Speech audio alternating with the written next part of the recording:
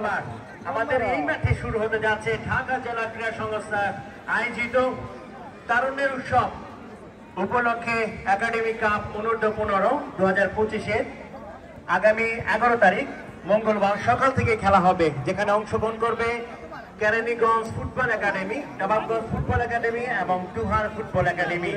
এই তিনটি উপজেলার মধ্যে খেলা হবে এবং ফাইনাল ম্যাচটি হবে বিকালে।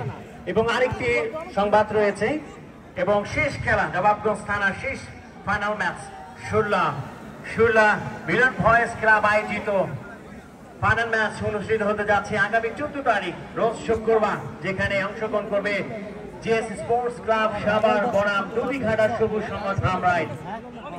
আগামী 14 তারিখ শুরলা মিলন ভয়েস ক্লাব আয়োজিত এই খেলাটি অনুষ্ঠিত হবে, যেখানে প্রধান অতিথি হিসাবে উপস্থিত থাকবেন ঢাকা জেলা বিএনপির সভাপতি জনাব খন্দকার আবু আশফাক, তিনি উপস্থিত থাকবেন। সকলকে উক্ত খেলা দেখার জন্য আমন্ত্রণ জানাচ্ছি। আমরা খেলা ফিরে যাচ্ছি এবং ক্রেস এবং ফুল দিয়ে বরণ করে নিচ্ছি। আক্রমণ ছিল বাঁ দিক দিয়ে, সেখানে সুন্দর খেলা দেওয়ার উদ্দেশ্যে কিন্তু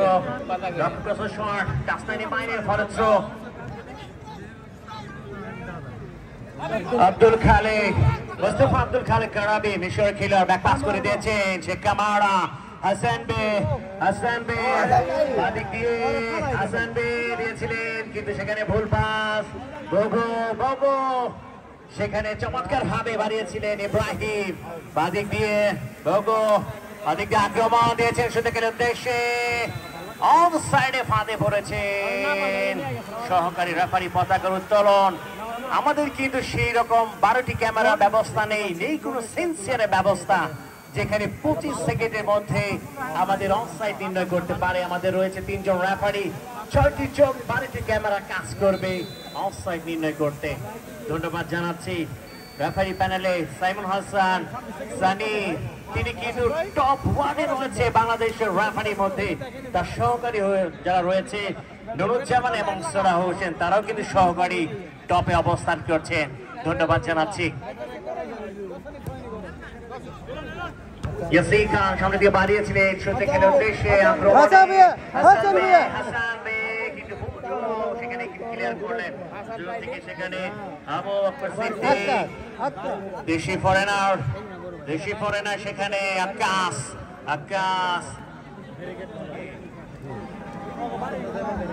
আপনি দিকে বাড়িয়েছেন সেখানে আনাসি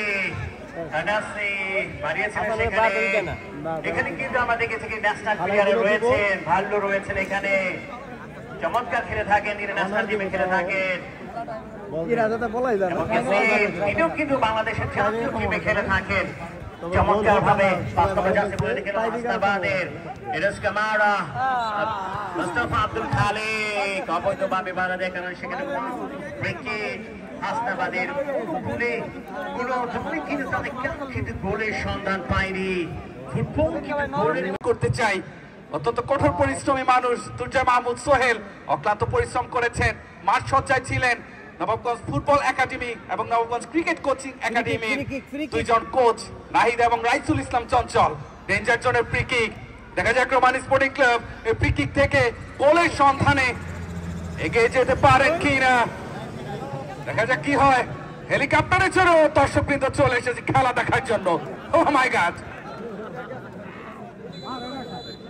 বিপজ্জনক জায়গায় হাওয়ায় ভাসছে, oh my god, what a English shot, সিদ্দিকের ডান পা থেকে ফ্যান্টাস্টিক শট ছিল, গোলবারের সামান্য উপর দিয়ে গোল লাইনের বাইরে গোল কিক। হাসনাবাদ ইসলামিয়া সংঘ আজকে গোলের দেখা নেই, আমার মনে হচ্ছে হাতের যে বাঁধনটা রয়েছে সেটা ছাড়তে হবে এবং মুরব্বীদের লুঙ্গিটা ছাড়া দিলে আজকে দর্শকবৃন্দ গোলটা উদযাপন করতে পারবে।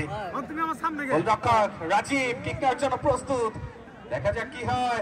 হাওয়ায় ভাসিয়ে দিয়েছেন সেন্টার সার্কেলে, সেখানে হেড ক্লিয়ার করলেন শেখ কামারা, সাইড লাইনের বাইরে থ্রোয়িং রোমান স্পোর্টিং ক্লাবের অনুকূলে। গোল শূন্য লড়াই, গোল শূন্য যুদ্ধ। আজকে আমাদের সম্মানিত প্রধান অতিথি অত্যন্ত ক্রীড়াপ্রেমী মানুষ এবং ম্যাচ অফিসিয়াল নুরুজ্জামান, ব্ল্যাকের ঝান্ডা ইউনুস আবু বক্কর একজন সুযোগ সন্ধানী প্লেয়ার, অনেকটা টোপ পেতে বসে থাকে গোল করার জন্য, এবং সেই সুযোগটা কিন্তু ক্রিয়েট করেছিলেন অফের জন্য। আচ্ছা, অফসাইডের পাতে যে জালটা বিছিয়েছিল ইয়াসিন, অমিত, আনাসি, এবং সেই আমরা হাততালিতে আমরা কিছুটা কৃপণ রয়েছি। কর্নার কিক, অর্থ গোল, পূর্ণ গোলে পরিপূর্ণ করার চেষ্টায়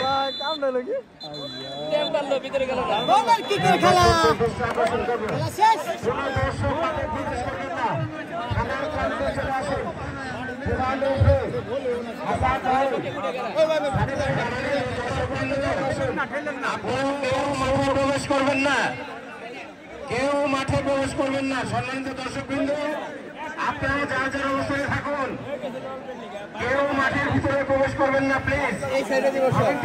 আপনারা লাইনে দাঁড়িয়ে একটা হাত ধরে একটা সীমারেখা টেনে দেন। স্বেচ্ছাসেবক এবং ভলান্টিয়ার্সদের দৃষ্টি আকর্ষণ করছি, তোমরা খামার প্রান্তে মানে পূর্ব প্রান্তে তোমরা চলে আসো। ভলান্টিয়ার যারা আছেন তারা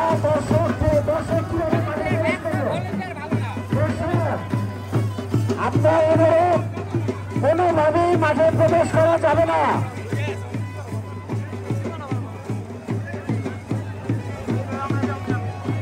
দর্শক মন্ডলী, আপনাদের দৃষ্টি আকর্ষণ করছি, আমরা কিন্তু টাইব্রেকার অনুষ্ঠিত করতে পারছি না আপনাদের জন্য। এত বড় আয়োজন, এত বড়